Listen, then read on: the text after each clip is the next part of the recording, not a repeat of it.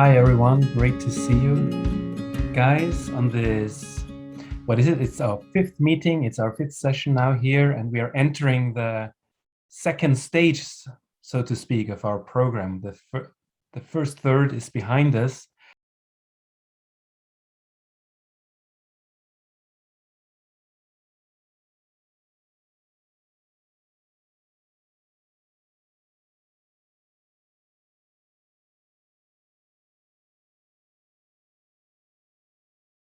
It connects now to the next steps of our education. Now diving into the history of our own movement, which is a very, very crucial part.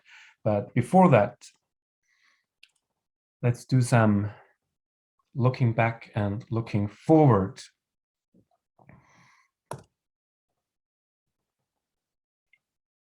Okay, you can see it now? Does it work?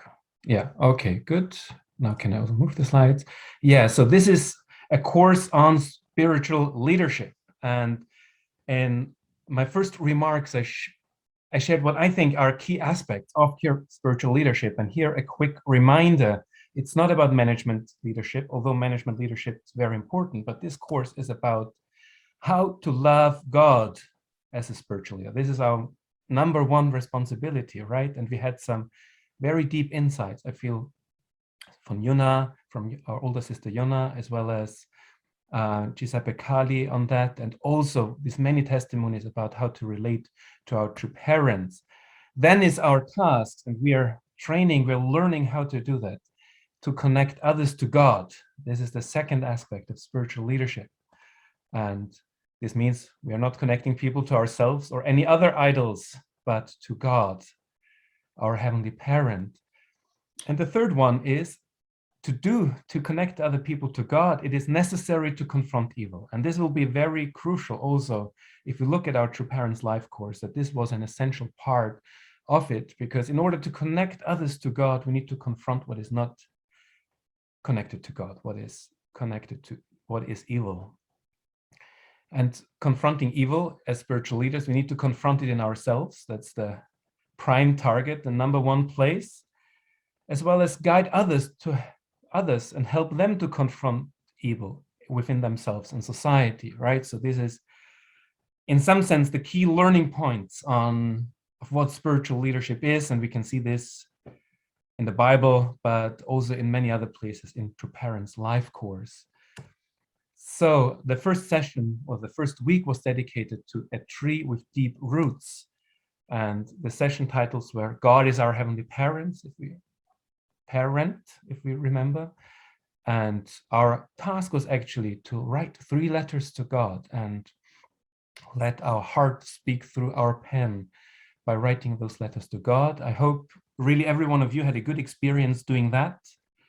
As I already shared, it's like writing these letters to God really saved my spiritual life at a very, very dire time. And True Parents Are My Parents was the next session. And thank you to everyone who wrote these wonderful and lovely letters to our true mother.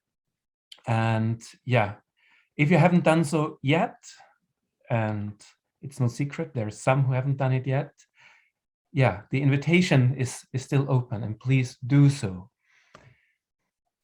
The second part was about spiritual growth and personal development, as we remember. And the first session with Dr. Otsuka and our elder brother Armando Lozano was dedicated to patience and humility.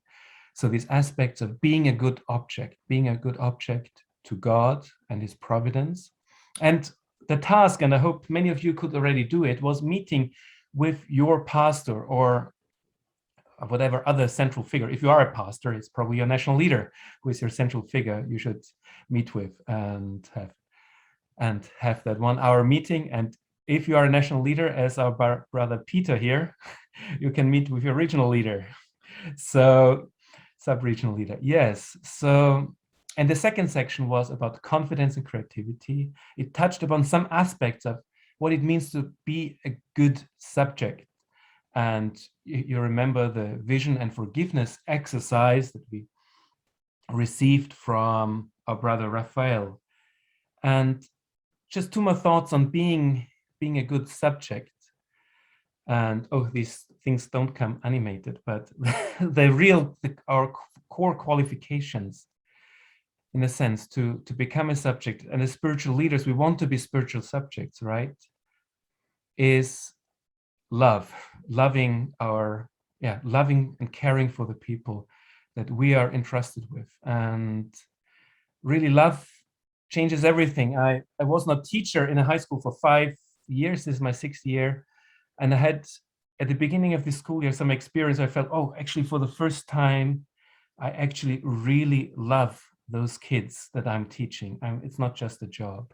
And it really changes everything. And confidence, creativity, etc., all these things follow if we have a true desire to live for the sake of others, to live for the sake of our objects, or as actually Sanjini once said, it's like longer, faster, and stronger, to be longer, faster, and stronger for others. This LFSO, living for the sake of others, what it can stand for, is the true source of becoming a subject. And if we let God transform ourselves, we have the real impact to transform others. True Mother reminded us about that at the beginning of the year 2021, right? She emphasized this message about new wine into new wineskins. And if we work on ourselves and win the victory within ourselves, we know True Father's motto, right? Is in order to rule the universe, gotta rule yourself. And in order to transform the universe, we need to transform ourselves. And that inner process, dealing with our inner demons, really has a profound impact on how others will relate and how our communities will work. But not only that, in the next step, it's also true that if we as a movement transform, really love God, really move forward in our love towards God and our Heavenly Parents, and really change from within as a movement, we have the power to transform the world. And I think this is one of the reasons why we go through so many transformations in our movement, and our dear Uncle Jack Corley will touch upon them today, because it's by transforming ourselves individually, but also transforming ourselves as a movement, from HSAWC to Family Federation, the Providence of UPF, up to the Heavenly Parents Holy Community. By these inner transformations that we go through, we have the power and the inner foundation to really make an impact onto this world. And with this small recap, we have now arrived at our session today that is dedicated to the history of our movement. And with that, back to you, Peter. So up next, we have our dear uncle, Jack Corley. He's a native from Ireland. He spent 48 years in the church. And for you to understand how much that is, that's one more year than 47 years. So a huge amount. He is the current Eastern European director here in Europe. And he's as a reference, that's 10 former Soviet republics, right? So he has taken the time tonight to speak to us. And I really hope that we can all open our hearts and welcome him now with a warm applause. Yeah, thank you, Peter. And also thank you, Bogdan, for this really wonderful program. This is my first time involved with it. But just looking through your faces, those of you who are showing your faces, it's a very positive feeling of youth, hope, and the future. So, yeah, my name is Jack Corley, and as Peter mentioned, I'm from a native of Ireland, although I also have American citizenship.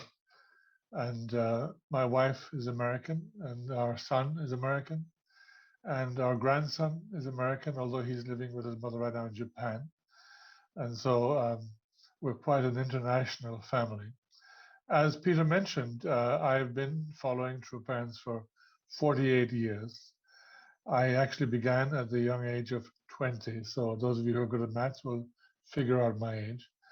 And I always say that each birthday, I'm not getting older. I'm just celebrating the anniversaries of my 20th birthday, because I really was born when I was 20, and my life truly began at that age. And I just simply didn't grow older. Of course, the body is getting old, but in my mind, in my heart, I feel young.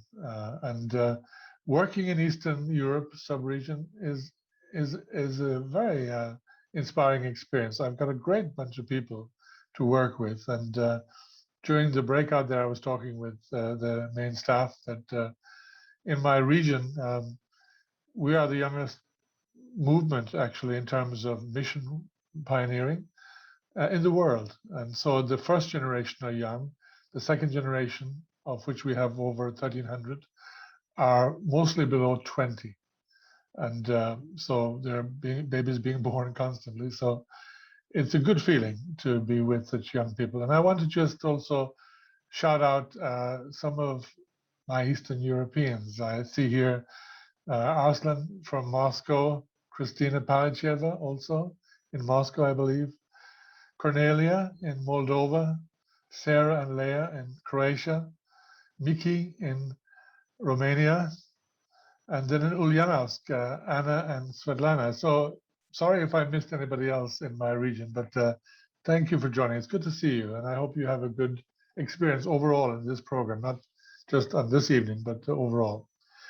Anyway, I've been asked to speak about, the family federation until, unification movement until the establishment of family federation. And so what I want to do is sort of take a step back and look at the big picture of the providence and how the unification movement itself was established. In other words, how Unification Church was established and why. What was its purpose? And then why did Father eventually decide, well, he always had in mind the idea of not creating a church, but actually creating a movement to establish blessed families as a foundation for the kingdom of heaven. So I will now share my screen. I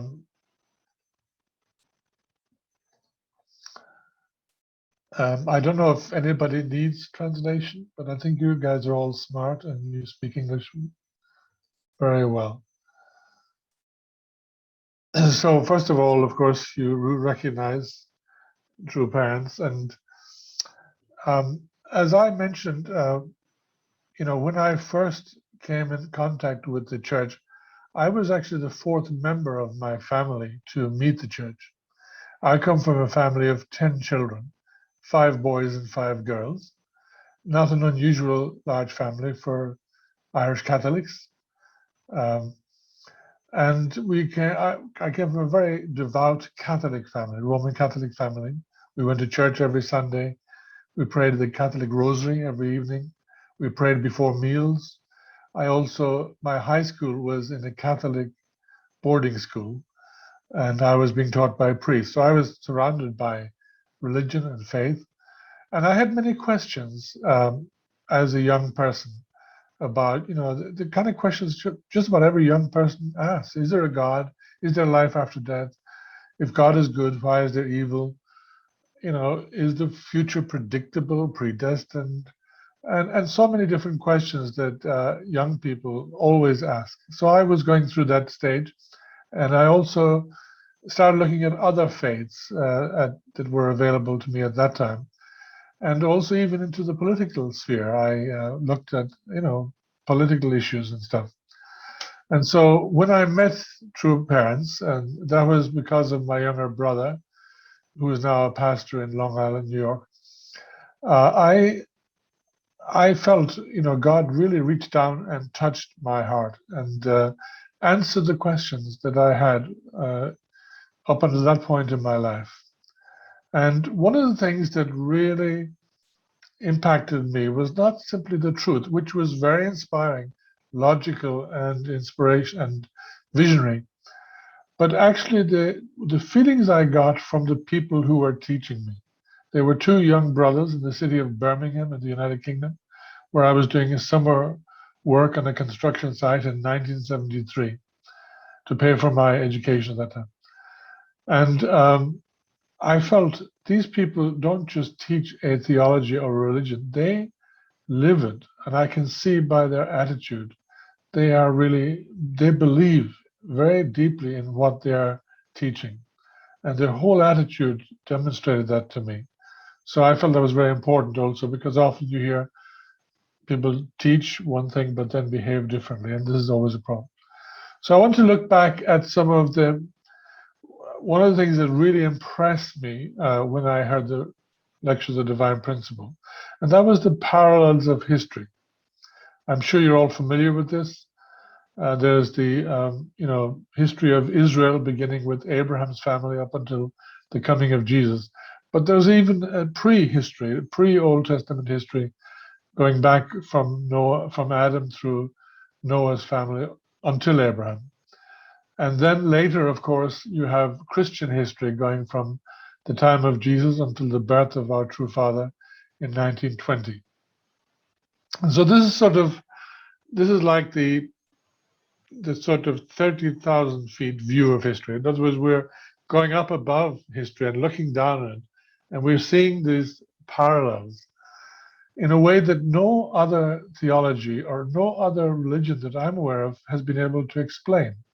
People have noted some parallels, and I've read about that and heard people speak on certain parallels between Judaism and Christianity, but nobody has been able to put it together so systematically as the principle. And so, to me, this was a great revelation that actually, only true Father was able to see the pattern of history. Why? Because he understood the original idea. And it's like we know from principle and from true parent speeches that what was the original ideal of God, and when that ideal failed through the fall, that the history since then has been the process of trying to regain the ideal. But the sad thing is that pretty much all religions do not understand what was the original ideal. And if we don't know the original ideal, we do not know or understand the end goal of history. And so, in that sense, we are, I would say, the luckiest people in the world, because we can look at events even now taking place in the world, and we can put them inside the providential perspective. And we don't have to get depressed about what's going on. There are many very bad things going on in the world. But we who understand the providential direction, we don't have to be victims of despair and depression about those things. We can rather feel a sense of hope that we are witnessing the death of an old world and the birth of a new world. And I want to draw your attention in particular to this area here, because I'll speak quite a bit about this. I'll explain this more detailed in a moment. The time from 1945 to 52 was a very crucial period in God's providence. As you know, that from Father's experience with Jesus in 1936 until 1945, he was discovering the principle. Once he understood the mission that he was being called to, he then began to research and try to understand the providence of God, to which he had been called to bring it to its fulfillment. And so that was a very intense period. And then everything was prepared at the end of the Second World War for true Father to appear on the world level. Even though he came from a very remote country, a very poor country of Korea at that time, the conditions were there in so many ways for him to eventually appear on the world level. But due to the failures of key people, this didn't happen.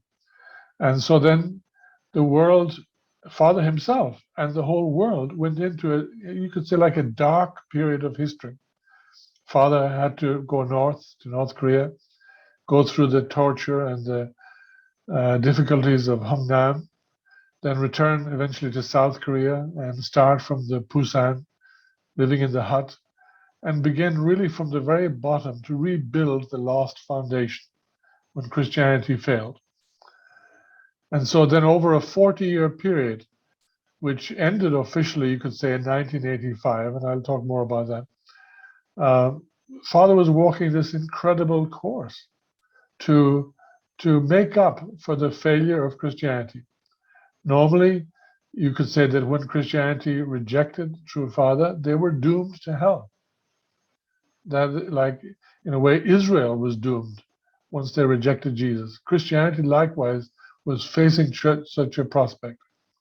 But because of true Father's overcoming Hangnam, going through the 40-year course, paying the price, then new hope appears based on true parents' victory. And history, of course, will show that. And so then we see from 1985 to 1992, extraordinary events took place in the world. Probably most of you on this call do not recall, weren't born. Perhaps some of you at least.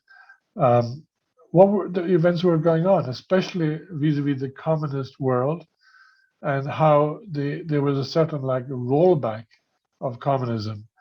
In the beginning, in 1945 to 52, there was a rollout of communism, a spread of communism throughout the world. From 85 to 92 was the rollback in many ways of that system.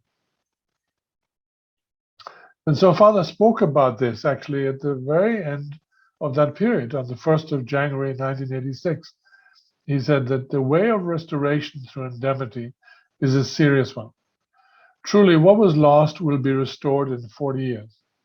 If Christianity and America had become one 40 years ago, if they had embraced Korea and supported the Unification Church, the restoration of the world would have been accomplished within 7 years.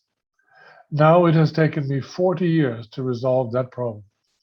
For 40 years, I have been dragging families along in order to restore through indemnity the 4,000-year history of re-indemnification from Jacob to the era of the second Adam. So in other words, Father found himself, when he was rejected by Christianity, facing the prospect. Not alone has Christianity failed, but Christianity which had to pay the indemnity for the failure of Israel. So in other words, he had to restore both the failure of the Israeli Jewish people and the failure of the Christian world to unite with God's will. And the total period, as we know from biblical years, is a 4,000-year period. But Father didn't have 4,000 years to do it. So he had to accomplish all of this in 40 years. I can hardly imagine what Father must have been thinking when he was walking into North Korea. Everybody else was escaping. He was going north. And he knew that the coming years were going to be life and death struggles. And he was, ready to face that. He had to go into the north to take on that responsibility and, in a way, go on the cross, survive the experience, and start anew. And so this is the sort of, in a way, background to, the whole reason for our movement, Unification Church and Family Federation. So let's just go through some of the points here. After discovering the principle, True Father sought to win the Christian foundation. If the John the Baptist figure had fulfilled his mission to link Father to the Christian foundation, God's ideal could have been established in 7 years. When the key figures within Christianity failed, Father had to restore 4,000 years of history in 40 years. And often this happens, that when God's side fails in their responsibility, Satan has the freedom, and even Almighty God cannot interfere, and he can take the initiative. And so instead of God's word spreading around the world and establishing the kingdom of heaven in 7 years, between 45 to 52, Satan's word, an ideal expanded with the expansion of communism. In other words, an ideology that denied the existence of a creator, God. It denied that human beings have a spirit, and their ideology taught that humans basically are just material beings, and that their spirits are developed through labor. It's called labor species principle in communism.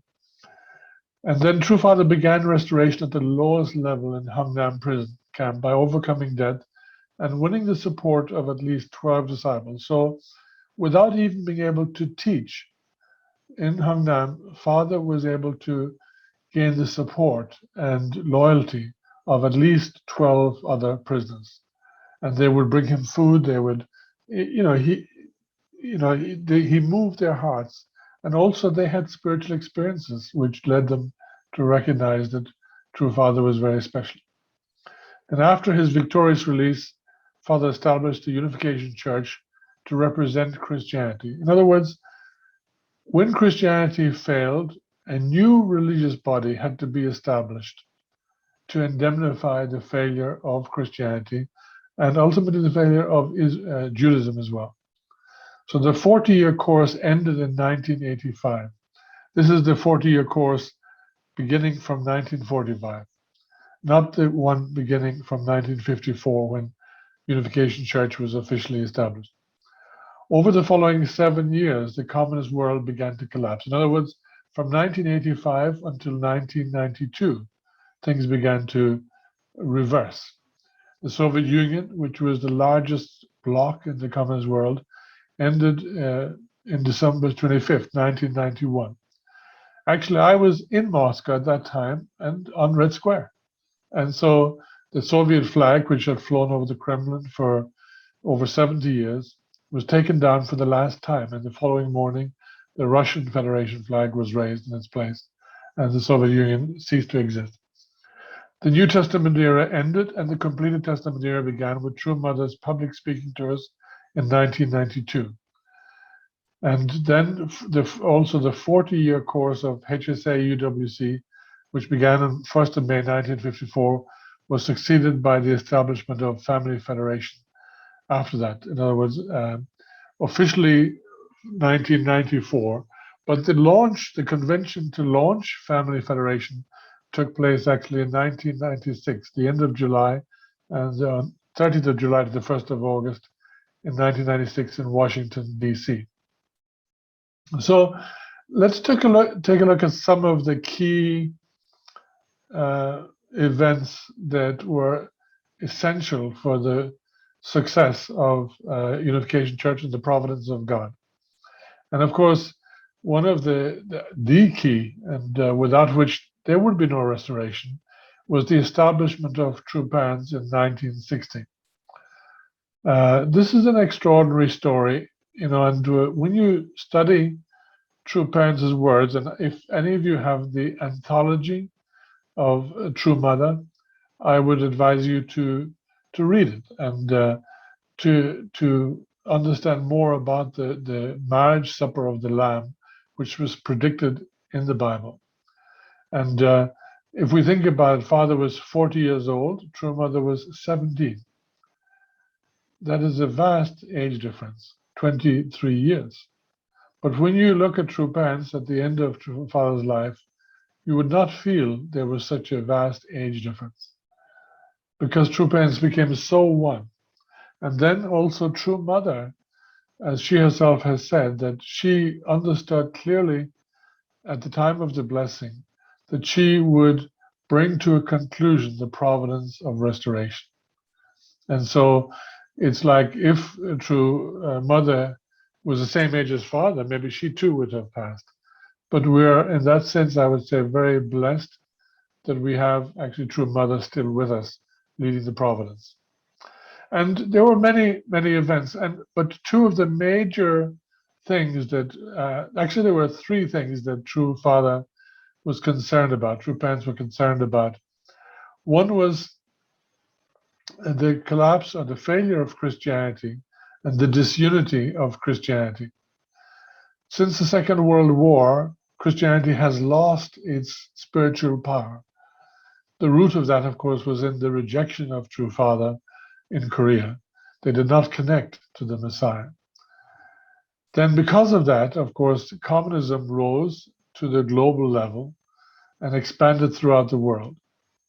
If you think about, just to think about the geopolitical situation, Um, the Second World War began when Poland was attacked by Nazi Germany, and France and Britain had a treaty of protection. In other words, they had a treaty with Poland. If she was attacked, they would come to her defense, although neither of those two countries were ready to go to war, especially in comparison to Nazi Germany at that time. And so they started or declared World War II. I don't think it was called that at the time, but what we now know as World War II, or in the Soviet terminology, the Great Patriotic War, was launched in September of 1939 to try to save Poland. But what was the end result of that war? Poland was handed over to the Soviet Union under the leadership of Stalin, an even worse dictator. And so, in a way, after all the 6 years of war and bloodshed, the world was in some ways no better, in some ways worse. And certainly, I'm very conscious of that issue because I work now in the Eastern Europe region, although it doesn't contain in my region all the Eastern European countries that were under communism for 40 or so years. And so the world went into that period only because Christianity did not fulfill its mission to unite with the Messiah back in 1945.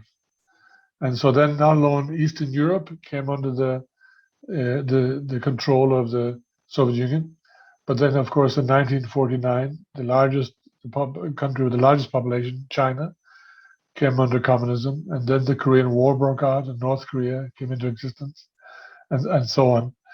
And so many other countries in Africa and Central or South America and other places came under that ideology. So True Father was dealing with several things. One is he had to mobilize and revitalize the Christian spirit. Through our movement, we had to indemnify the failure of Christianity. We had to create the conditions where, even if the worldwide Christianity still did not follow true parents, at least the representative group kept their faith and followed true parents and supported true parents in making the foundation for what we now know as Channel Good. So one of the big events that took place along the way was, of course, the speaking tour in Madison Square Garden in 1974. I remember that well. I was actually in Scotland, living in a place called Dunbar by the North Sea, and watching that we didn't watch because we didn't have access and it wasn't broadcast, but anxiously praying, I would say, for a victory. And at the time, I was just a year and a month, basically, in the church. I was a very young member, 21 years old. And I had this kind of naive belief, Father is going to speak in the middle of New York, Manhattan, declare himself as the Messiah. The 25,000 people in the auditorium, plus thousands who are gathering outside, are going to just immediately react in shock and awe. And they're going to bow down and give a full bow. And they're going to say, yes, finally. Well, it didn't quite happen that way. And so Father came and he declared very boldly, if you read the speech from 1974, I recommend you read it. It's a great summary of the principle, actually. And it really gives a beautiful overview of God's providence. And with an amazing passion, Father spoke in Madison Square Garden. And I remember we were trying to find out what happened, because we didn't have cell phones, emails, all that stuff at the time. Then the next morning on the BBC, the British Broadcasting Corporation News, they announced last night in New York City, in Madison Square Garden, Reverend Sun Myung Moon, the leader of the Unification Church, stopped short of declaring that he was the Messiah. I thought, he didn't say it? And so we had so much expectation.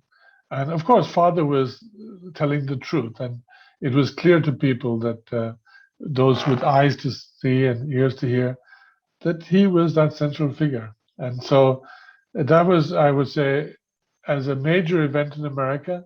After a very few years of, True Parents were there only 2 years, less than 3 years at that time, to be able to demonstrate that kind of success in the middle of the jaded city of New York was an amazing victory, I would say. Father also, on the other hand, True Parents had to deal with the issue of the communist threat. So Father talked about three things. One was the breakdown, the disunity of Christianity. The second thing was the threat of communism, the God-denying ideology. And so he had to wake up the Christians. He had to warn the world about the danger of communism. And then in 1975, July, I believe, at Uedo, at that time it was not built up, it was an actual airport. He gathered over 1 million audience to warn South Korea about the danger of the communist system just 30 or so kilometers from where he was speaking. Because even South Korea was in danger of collapsing or becoming complacent in the face of that threat. And throughout the world, actually, in Japan especially, and also in Western Europe, we had to be awakened to that issue. You may not, those of you who are on this call, since most of you would not remember the Cold War period, didn't realize how ever present the threat was. And I'm speaking respectfully also to my beloved brothers and sisters in the former Soviet Union who are on this call, and also from Eastern Europe. This speaking anti-communist is not anti-Soviet people. It was nothing to do with that, because the first victims were the people under its influence and power. And so this was the challenge that we were facing: how to be able to, in a way, bring the truth to the free world so it would not lose its way, and ultimately to bring the truth to the communist world. And during this period, True Parents were always thinking, one day, we want to go to Moscow. We want to really meet the people of the Soviet Union and bring them the love and truth of God. Jack, And 2 so, minutes. 3 minutes, okay. Yes. And so one of the great rallies along the way for that was the Washington Monument Rally. I don't think we have fully grasped, even now, after many years later, how significant that event was. Many things that True Parents did they were done in order to create the conditions for God and spirit world to be mobilized and to protect the world from the God-denying ideology of communism. Because, Father once asked, who was expelled in the Garden of Eden? Because when you read the Bible, it sounds like God was kicking them out of the garden. But actually, Father explained, no, it was the other way around. We kicked God out. We choose a different parent, and we rejected the true parent, God. And so the world was facing that possibility that we could expel God from this world. And that is the choice of human beings. And so Father was facing this situation, and with great concern about the future. And so I will tell you in the second part, some of the things that I was involved with in Germany during the height of the Cold War. We were doing activities to awaken people in Germany. I worked for several years in that country. And it was the front line, basically, between the free and democratic world. I mean, the free world and the communist world. And it was of the greatest concern of True Parents to, on the one hand, resurrect Christianity, on the other hand, protect the world against Satan's ideology. So I'll stop here, Peter, and maybe we can continue after the break. Thank you so much, Uncle Jack. Please give a round of applause. So we will have a short break, 5 minutes, and then we will get right back to listening to our dear uncle. So have a good break and see you in 5 minutes.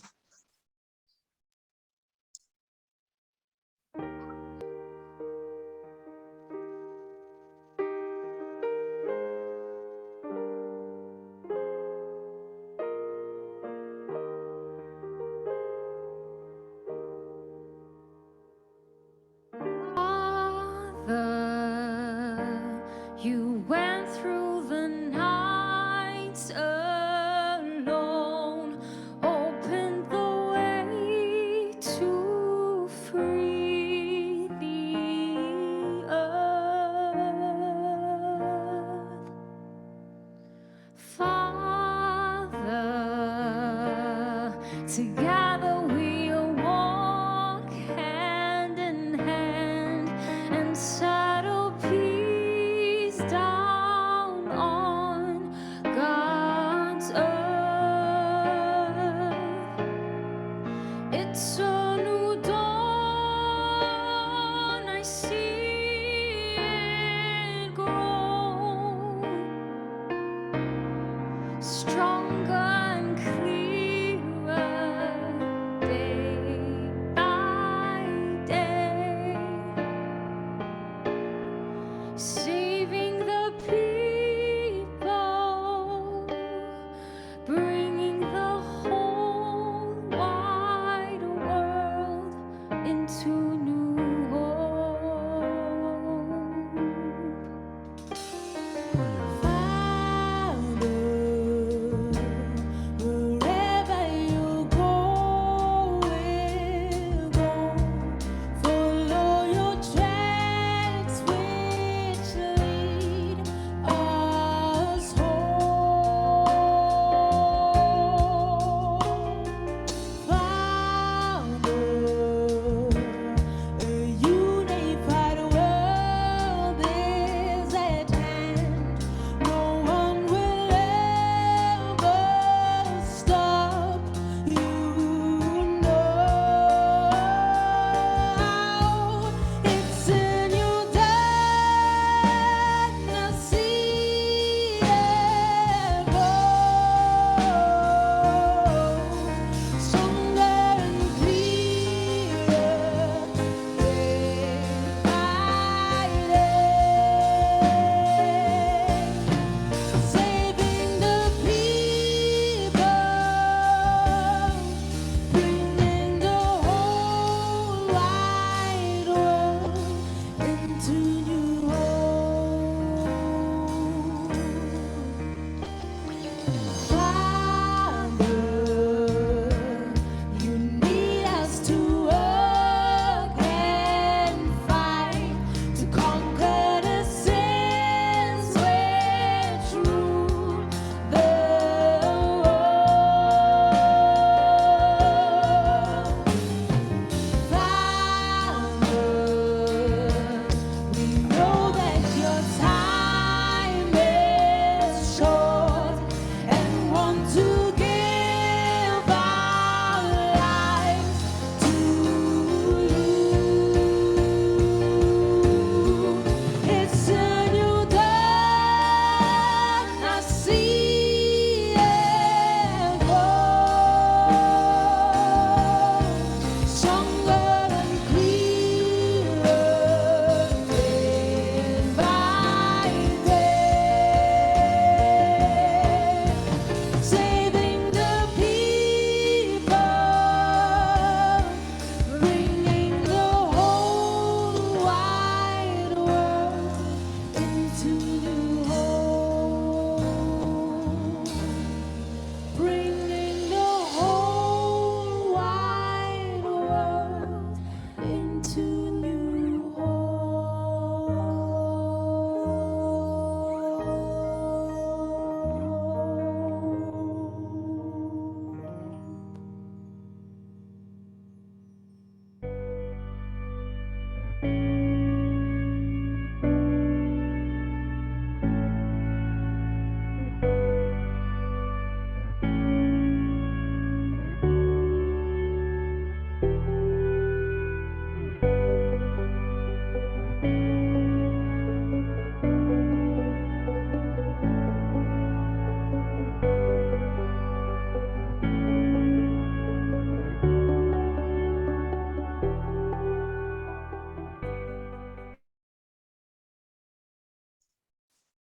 All right.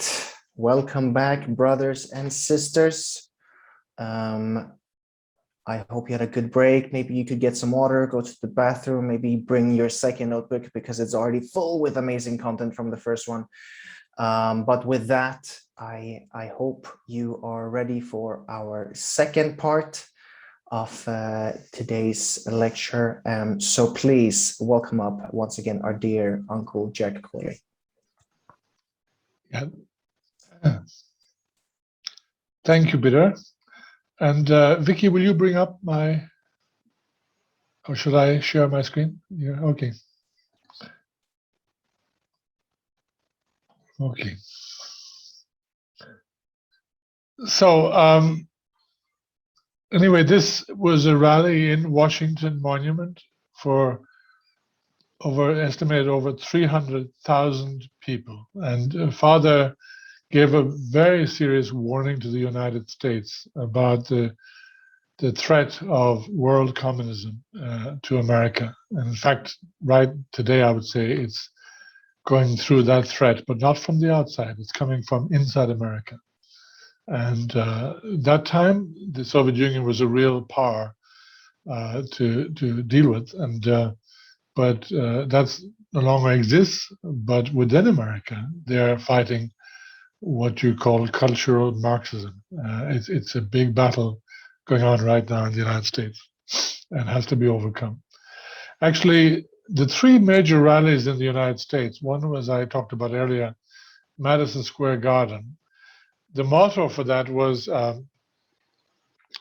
September 18th could be your rebirth. And their true father spoke for, I think, well over an hour, maybe longer, maybe even close to 2 hours. And he went through all the main points of principle in a speech form, strongly pointing out about God's providence and the responsibility of Christianity. Then the second one, which was coinciding with the 200th anniversary of America's founding in 1776, was on June 1st, 1976, and in Yankee Stadium. On that particular day, a great storm, unprecedented storm, hit New York and almost destroyed the venue, and all the decorations and everything were flying around. If you haven't seen the video of that, take time to look at it. It's a historic moment, but our brothers and sisters stood up and began to sing, "You Are My Sunshine." So True Father and True Parents were so inspired by the faith of brothers and sisters, because it would have been easy to get so disappointed. We were under severe persecution in the United States from media and everywhere else. And then this seems like nature was against us. It seems like even God himself was against us. But the brothers and sisters stood up and then sang their hearts out. And then the storm passed and Father spoke. And then the third speech was, of course, this one here, "Meet us at the monument on September 18th. So this is a very significant event. And so True Father was, as I say, dealing with, on the one hand, trying to resurrect the Christian world and the religious world in general, and then also stop the tide of communism from spreading even further throughout the world. But again, as I said, Father was never anti-Soviet people or anti any people, because everybody are True Parents' children. But the ideology really is a satanic ideology, denying God and denying the spirit of human beings. And therefore, Father had no way but to stand against that. Then, and after that, of course, we moved to where, after 40 years of Unification Church, or the corporate name, Holy Spirit Association for the Unification of World Christianity, Father had promised that would end one day. The era of Unification Church would end. Because, like in Jesus' time, did Jesus come to establish Christianity? No. He came to establish the kingdom of God on earth. He did not come to establish yet another religion. But because of the failure of Israel and Judaism to support him, he had to begin anew with his 12 disciples. And then Christianity emerged out of the death and resurrection of Jesus.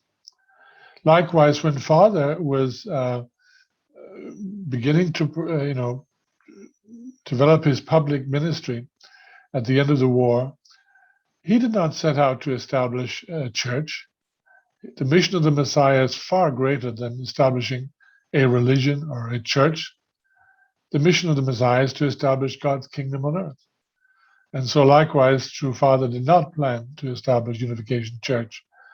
That was not his goal. But nonetheless, when Christianity did not unite with True Father at that time, he necessarily had to establish a body of believers who would work with him, maintain faith in him, and support him as he indemnified the 4,000 years of history which was lost, and then create the foundation upon which God's kingdom could be established. So that era ended in 1994, 40 years after it began.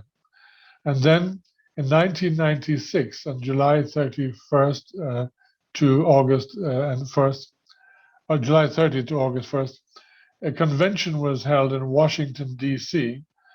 to inaugurate the Family Federation for World Peace.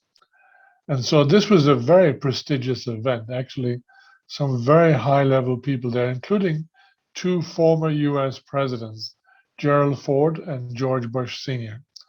Also very famous, religious leaders and other dignified figures from various spheres of influence in the world. And they spoke on the issue of the family. And the main theme was that we're moving now from a religion to a family-oriented movement. Of course, our church was always about family, through the blessing, as we know. But actually, where is the dwelling place of God? Ultimately, it's not in temples, in buildings.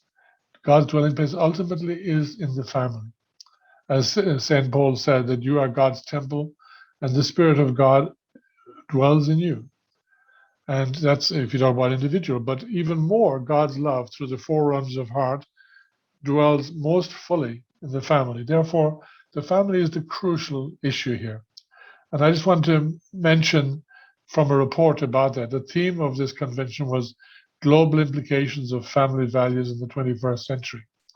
And the reception was held on the first day and the opening ceremony, and the General Assembly were held on the second day. On the last day, the plenary session was family and government, family and education. Also, committee session on family and society was held with various themes such as family and religious values, family and media environment, family and marriage. Two former American presidents in attendance, Gerald Ford and George W. Bush, they strongly emphasized that the family, this is a grammatic issue here, based on their own experiences, is the foundation for world peace. And so this was like a turning point in a large way for our movement, because we were coming out of the era of just going through the indemnity process through the HSA UWC, through the Unification Church, representing Christianity. And now we were, in a way, beginning the real work, which was building God's kingdom. And that was the goal, of course, through Family Federation. True Mother mentioned also about the True Parents' concern and with dealing with the communist issue and the free world issue. My husband and I, having directly experienced the destructive nature of militant communism, were committed to preventing the spread of such a system in other parts of the world. At the same time, we also recognized that the so-called free world was in a state of moral and spiritual decline. The foundation of faith, family, and freedom in liberal democratic societies were not healthy. My husband tried to bridge the division between liberals and conservatives so that together we could build a good society and nation. He coined the term headwing to balance left and right-wing ideologies. Through headwing thought, we have been working to create a world based on the values of interdependence, mutual prosperity, and universally shared values. So, people often try to frame us and True Parents in, right-wing or conservative or, one left or right or whatever. But True Parents are neither. Because again, True Parents are parents. They love left and right. They love Cain and Abel. Their heart is to save all of God's children. And so that has been constantly True Parents. But they have had to stand up against what is wrong and speak out. And of course, they were attacked for that reason by those who were left-leaning in general, but not just that, of course, conservatives or people more right-wing, if you like, also attacked us. In other words, many Christians and conservative types, they also attacked true parents.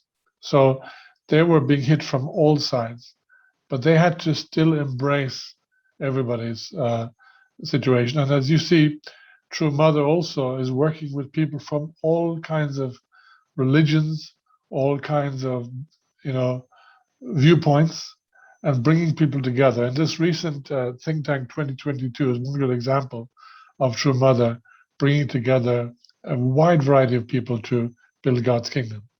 So I want to just mention something which is very close to my heart because it involves events that took place in the region which I'm now overseeing, Eastern Europe area. In 1990, True Parents visited the capital at that time of the Soviet Union, Moscow, and they met with President Mikhail Gorbachev. And True Father, was speaking at a conference of VIPs, media people. But as always, he doesn't speak about, how to make a good media, although that often has been the subject of some of his talks and these conferences. But he speaks primarily about the providence of God. And so he gave a very clear statement about the potential future of the then Soviet Union. And he talked about you are undertaking a new Soviet revolution, but this should be a revolution without blood or bullets, a revolution of heart and soul. And that was spoken, of course, in Moscow, in what we now refer to as the Moscow Rally. And Father also, if you, I'm sure some of you have heard this, after the Washington Monument victory, True Father made a bold declaration after the celebration of that victory. And he was playing, as he often did with words in the English language, must go Moscow. So he coined that term, must go Moscow. And that's kind of stuck in many of our minds, those of us who are elder, first generation. And it stuck in my mind. And I remember in 1990, there was a request, who would like to go to Moscow? And when I heard that question coming, I immediately raised my hand and thought, yes, must go, Moscow. So I actually went to Moscow in 1990, thinking I'd be there for a few months and then return to America, where I was living at the time, not realizing that I would spend 15 years in Moscow and see in many ways the transformation of that country from a communist dictatorship to a much more modern and developed country. There's a ways to go still, but nonetheless, when you think about what it was like, it's even hard to believe how much things have changed. And so later on, just about a year and a half later, True Parents went to North Korea and they met with Kim Il-sung, who was really the most implacable enemy of True Parents, and in fact tried to have True Father assassinated by Japanese Red Army terrorists. And he was also, of course, in Kim Il-sung's prison for 2 years and 8 months, being tortured under that regime. We all know the story about that. But yet, what was True Father's attitude? It was one day I want to return to North Korea and I want to unite the nation of Korea. And even as we see here, embrace my enemy. And that's exactly what Father did in December 6, 1991. He went to North Korea. How was he able to go there? Well, if Father was just a leader of a church in South Korea, like many other churches, it would never have happened. It simply wouldn't have happened. But Father, if you think about his wisdom, he left Korea back in the beginning of the 70s and went to America and out to the world. He sent missionaries all over the world in 1975 to, I think at that time, 120 countries. He created a worldwide movement. He established the Washington Times newspaper. And he won the respect in that sense of the North Korean leadership. Now, if he was just a pastor of a church in South Korea, there's no reason whatsoever why Kim Il-sung would ever be interested in inviting him, unless he was bringing lots of money or something like that to help North Korea. But his impact, he would have no impact. But actually, because True Father went out to the world, even sacrificing our movement in Korea, sacrificing even his own family, reached out to the world through America in particular, he was able to create the environment where he could win the heart and respect of the most hardened communist dictator in the world. And so True Father really had this amazing foresight, how should I win North Korea? And I remember I was in Moscow when the news came, again through the BBC, which I listened to a lot. And they were announcing that one of the world's greatest anti-communists has arrived in North Korea. And then they announced about his meeting with Kim Il-sung. I couldn't believe this was happening when we know how rigidly the Koreas were and still are divided. And this was an extraordinary victory. And I'll give you one story. There was in this at that time, the Soviet Union still existed, by the way. It was just literally days before the end of the Soviet Union. This was December 6th. December 25th, the Soviet Union finished. And I was in Moscow, and there was only one Korean restaurant in the whole city of Moscow. And it was a North Korean restaurant called the Pyongyang restaurant. And the food was not quite up to scratch like you have today with Korean restaurants, very beautiful and generous helpings of food. It was a sort of a mixture between Korean and Russian. And but what was interesting when I visited that restaurant to have a meal, on the way out, they had a book display of Kim Il-sung's books and writings and all the kinds of propaganda. But one of the booklets that was there was an interview given by Kim Il-sung to the Washington Times. And it was printed in Russian, English, and Korean. And they were hoping, people can take this interview, as they leave the restaurant. And Kim Il-sung, or his propaganda department at least, felt so proud that the words of their leader, interviewed by the famous Washington Times, was available. And I could see, even from that small experience, the wisdom of true parents in reaching out to the world, building a worldwide foundation, and then going back and embracing, in a way, his enemy. Like Jacob met Esau, except this is not a Cain-Abel relationship. This is a father-son relationship. Father is not Cain to Kim Il-sung, Abel to Kim Il-sung. He's on another level. But nonetheless, he was able to win his heart. And then, of course, we know that True Parents built a car factory. And then in recent years, True Mother, after it was established, handed it to the North Korean government without asking for a compensation. They built also this center in Pyongyang. It's a religious, cultural center. I'm not quite sure what goes on there, but it is certainly clear to everybody that it's the unification movement. And at the opening, the government officially participated in its opening. So True Parents really won the heart. And Father often spoke about the younger generation of the communist world. And actually, he said, I remember him distinctly saying, the day will come when the young generation of the communist world will follow True Parents. And one of the greatest experiences for me was to see that coming to pass every single day from 1990. I moved to Moscow in 1990. I was actually living on my own in a student dormitory in the beginning, as we were sending students from the Soviet Union to the United States to study principle. And later we began to develop programs in the Soviet Union and later in the different countries as the Soviet Union broke up. And, watched the movement grow. And under very difficult circumstances, we were working in a country that was collapsing in every way. Sometimes it was difficult even to find food in the stores. Now it's completely different. But at that time, it was considered a good day when you get bread, milk, butter, and some other things in the store.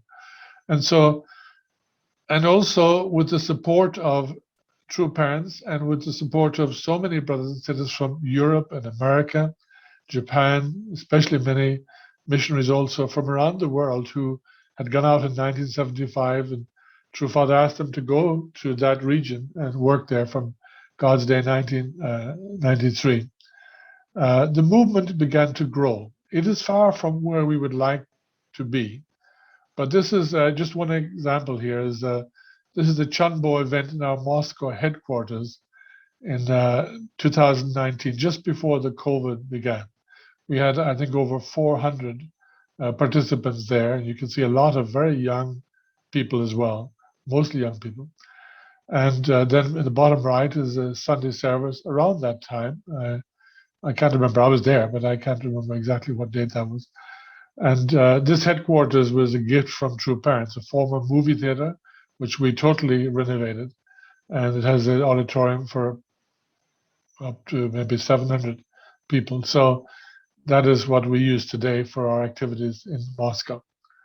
And then not just in Russia, but of course, all over the former communist world, we see. And here are some examples. This on your top left is soon to be completed Chernogorsk Peace Embassy in Tirana, Albania.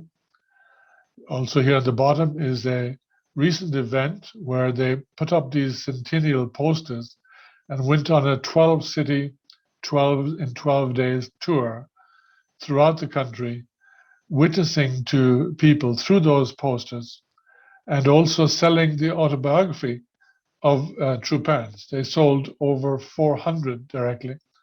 And then also you can see places like Armenia, a former Soviet republic, Estonia, also Albania, of course, was not a Soviet republic, but it was a communist, the most rigid in Europe, actually. Lithuania is another example, Ukraine. So what used to be the Soviet Union or communist world changed. And of course, now we have growing numbers of second generation. In the Eastern Europe region, it's approximately 1,300 plus second generation throughout the region, over 850 in Russia alone. So I've come to the end of my presentation. I should mention, it wasn't mentioned at the beginning, but I was asked to give a talk last night because Kevin Thompson, who was originally scheduled to talk, sadly was taken to hospital with COVID symptoms. We are praying that he will recover fully and be back and be able to make a presentation. He is a great speaker. He is very interesting, humorous, a great pastor. If you listen to his sermons, you'll be inspired. And so I'm sorry to say, a very inadequate replacement, but I hope you found something in what was shared this evening to be helpful in getting the bigger picture of the providence and the role of Unification Church in that providence and centering on True Parents. And so without the unity of our brothers and sisters, as imperfect as they were and are, with True Parents, this foundation could not be established. So I really feel it's very important that the roots of our movement are understood. Don't look at the personalities always. You'll always have flawed personalities, leadership shortcomings. There are many reasons to complain, many reasons to think that things are not working well, but try to see the heart and the faith and the roots of the movement. And then you'll understand the greatness of True Parents. And I thank you very much for your attention. I may be finishing a little early, but perhaps it's an opportunity for some Q&A if that's. So I'll hand back to you, Peter. Thank you so much, Uncle Jack. Can we give him a big round of applause? And it is true. We asked Uncle Jack Corley last night only to step in, and I think God could really work through our dear uncle, because what the things that you shared with us have created a lot of questions. People are very curious and we want to hear more. So I'm going to jump right into it.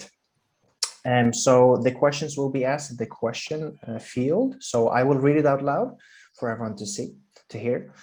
So what would have happened if True Father had been accepted by Christianity in Korea between 1945 and 1952?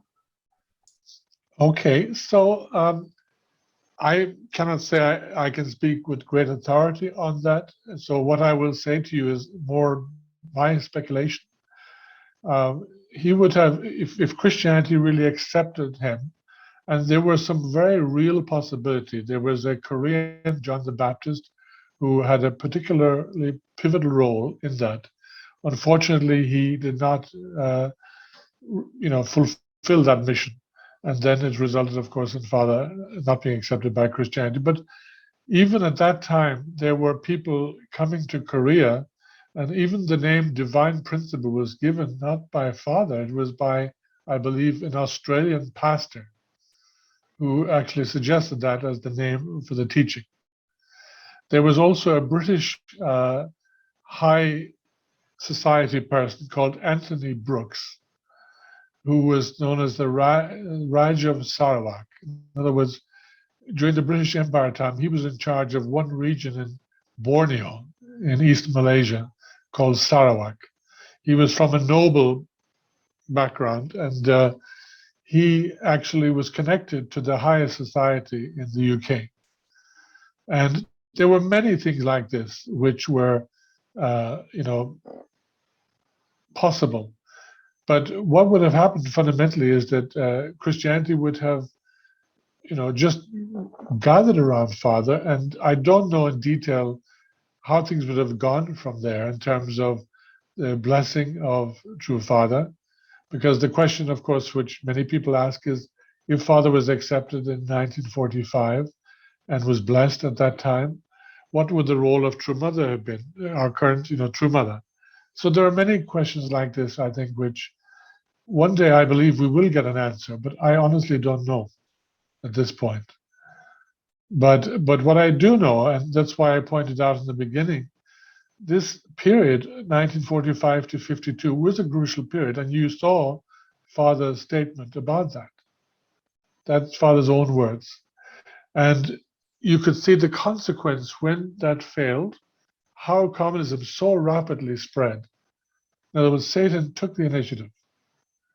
Then when true parents were victorious, then there was a rollback, a rapid rollback of many communist nations. Of course, it's not gone yet, but nonetheless, many countries forsook that ideology.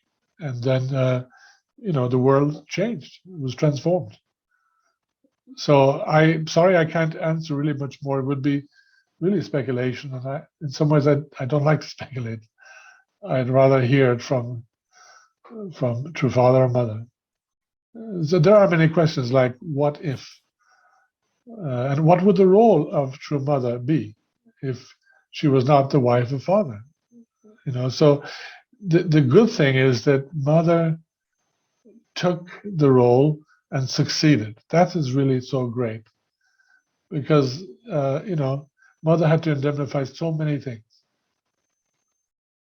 And all I can say every day is thank God for True Mother, because without True Mother's faith and endurance and all the things she had to go through, unbelievable suffering, Father couldn't fulfill his mission. In other words, Father couldn't be Father without Mother. Mother couldn't be Mother without Father. But together they succeeded, and thank God for that. Thank you. And just to clarify, these questions are for you, so we want to hear you speculate. That's why Okay. so you're the most appropriate person to give your speculations. All right. Time. Okay. But don't use it as authority quotes. All right. I will make no promises, but moving on. So the next question. Who were the key figures within Christianity who failed? They were actually Korean Koreans. There was one particular one. I'm sorry, the name escapes me. But he was a particular individual who was connected to the very high level in society in Korea. And he was somebody that father knew from quite a young age. This history will all be clear when this special temple opens in Korea, because all of this will be presented there. But what I do know is that when he failed, his life also, in the end, disintegrated. Remember what happened to John the Baptist when he failed? How did his life end? Literally, he lost his head over a silly situation. He was busy accusing Herod of, being, unfaithful, being adulterous, and Herod decided to lock him up. And then, because Herod's wife was very jealous of her husband because he was a philanderer, when the daughter danced so beautifully, and Herod promised his daughter that, I give you anything, even half my kingdom. And then she ran over to her mother and said, Mom, what should I ask for? She said, ask for John the Baptist's head on a plate. And so, what a terrible way to end one's life. And what happened to the person in Korea? He ended up dying in his lover's apartment. Somehow there's a whole story there. So he was actually at one point a very respected preacher in Korea, but then he lost everything, and it's very sad. We don't speak about, and shouldn't speak about, even John the Baptist, people like this, with any kind of, what would we have done if we were in their situation? We always have to ask this question. But we feel tragic feelings when we think about the pivotal people that just didn't do their job and what the consequences were. They were the connecting point to a huge providence. So sorry, I don't have more actual names or details, but again, this will be part of our history. Thank you. So our next question is, thank you very much for your lecture. Actually, I'm in university and we talk a lot about communism, but I feel like the teachers, as well as my schoolmates, all think communism is better than capitalism. Can you tell this ideology still has a big impact on today's society? Can communism still be a threat today? Absolutely. That's why I was mentioning that in the United States, there's a battle for the soul of America going on right now. And there's no guarantee America will survive it. So this is the reality. And it's from inside. In other words, the denial of God is, the central problem with communism. Then the denial that human beings have a spirit, that life is eternal. These are the two main issues as problems with communism. The way it's presented, of course, is it varies according to the circumstances, and they will adapt themselves in any way to the environment in which they're in to convince people. I can say that as a student, I was leaning a little bit in that direction, although I come from a very conservative Catholic background. During a certain period of my life, I was looking for other things. I started studying Mao Zedong, the communist founder of China. It was very popular in the 1970s to carry what's called Mao's Little Red Book. It was like we have books of quotations from True Father, right? And they also have their books of quotations. And so I was proudly carrying this Mao's Little Red Book. And it's full of nonsense, really, but we thought it was cool. And then I also was a member of an organization called Sinn Féin, which is the political wing of the IRA, which is a nationalist organization in Ireland. And it was left-wing, and we studied Marxism, basically. So, if you don't understand the fundamental roots and what the outcomes are, it's easy to go down that path. But one of the problems is that media has been infested with the I would call it cultural Marxism. entertainment world is infested with it, and many politicians likewise. And they don't maybe consider themselves radically communist, but actually they have the dialectic concept, and that is it's rooted in so many of the things that are going on today. Great, or not great, but thank you for your answer. All right. So our next question is, did our movement really make a difference to the downfall of communism? Isn't it just a coincidence? That's one way you could look at it, indeed. But Father did predict very precisely when it will happen. You can read a speech in Paris in 1971. He predicted which year it would happen. So why could he do that? Because he understood the foundation, the spiritual foundation, and he was predicting it for many years. If you look over his speeches, he was talking very clearly that communism cannot go beyond the 70. That it will start, the decline will begin from 70 years. And that's exactly what happened. And, he was working confidently that will happen. And why? Because he understood, there's the battle between God and Satan. If God's side is victorious, Satan has to surrender. And so that happens first in the spirit and then on the earth. So, the question that you're asking is good, and it's a legitimate question, but it was not coincidence. It was based on principle. That's why look at 1945 to 52 and 1985 to 92. And then think about it also, what happened in 1985? That was the 40th year after 1945, right? Did Father win through that course? That was the year that President Gorbachev became leader of the Soviet Union. There was a succession of leaders, one after the other, Brezhnev, Chernenko, and some other guy in between, and Andropov, and then Gorbachev. So there was a rapid succession of, it seemed like the communist leaders were dropping dead one after the other. And then Gorbachev came along with a new vigor and new outlook, and he received true parents. How many Western nations leaders have welcomed true parents? But the Soviet leader welcomed true parents. All right, thank you. So we have many questions. I'll just jump right at the next one. So why is the Christian foundation more important than other religions in the world?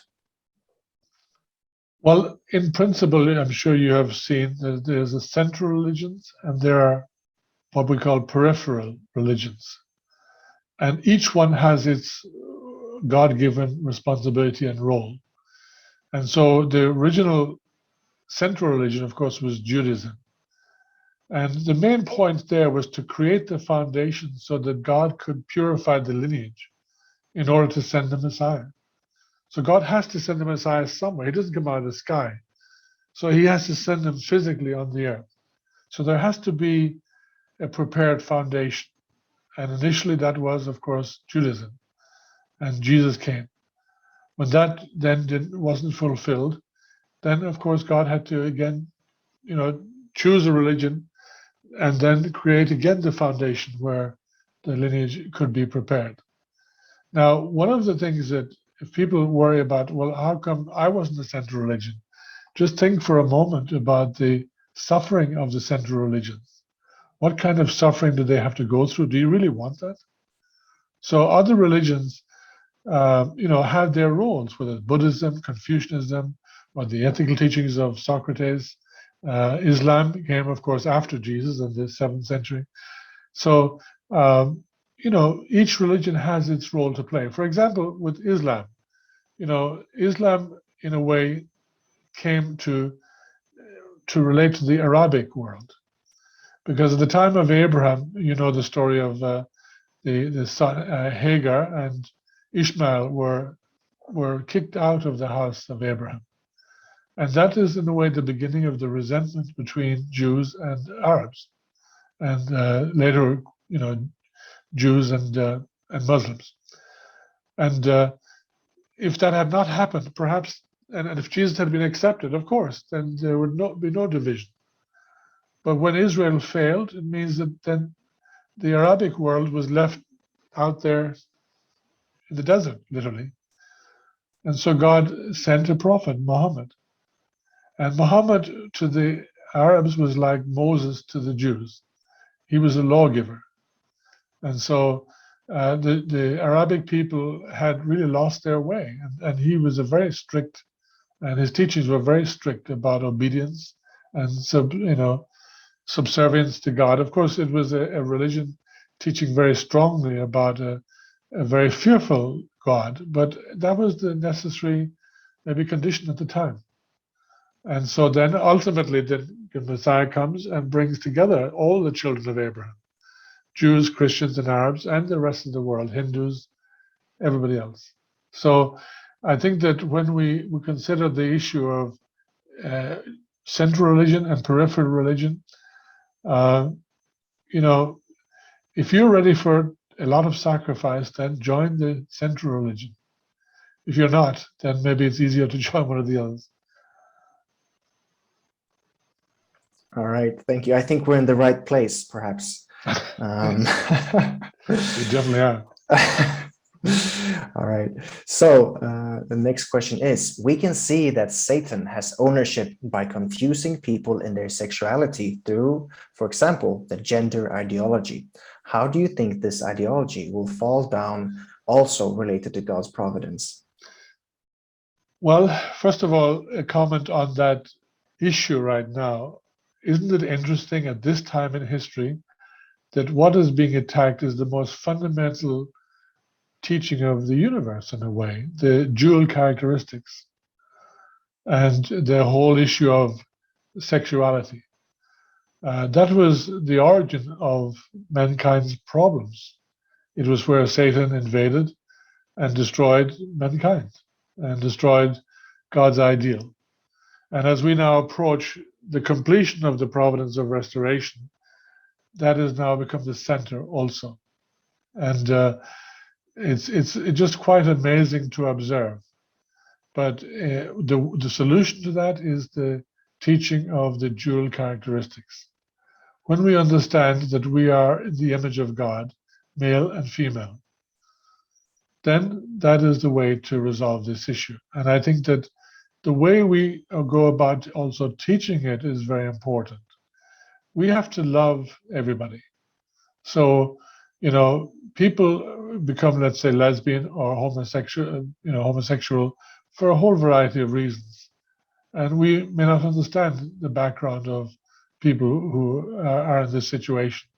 But I know in our movement quite a few who come from that background and have struggled to keep their blessing or keep their position as a man or a woman in a heterosexual relationship. And so, we cannot condemn or judge. And we have to really understand why a person is like this.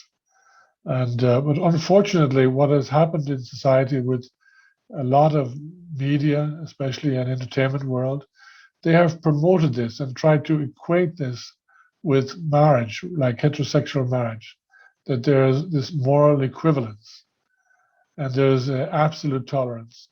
We should be tolerant, but absolute tolerance is another question. Should certain things be tolerated? I don't think so. And again, in the United States right now, there's a revolution brewing among what they call the mama bears, the mother bears. Mothers of America suddenly woke up and realized, and that fathers have to do the same, of course, what was being taught to their children in the schools. And they are really starting a revolution. They're suddenly realizing there's a force at work in society through the education system, through the entertainment, which is actually trying to destroy their children. And it's going to change the country, I believe. So, but only the principle can clarify the true position of, the origin of male and female, the meaning of man-woman relationship and through the blessing and so on.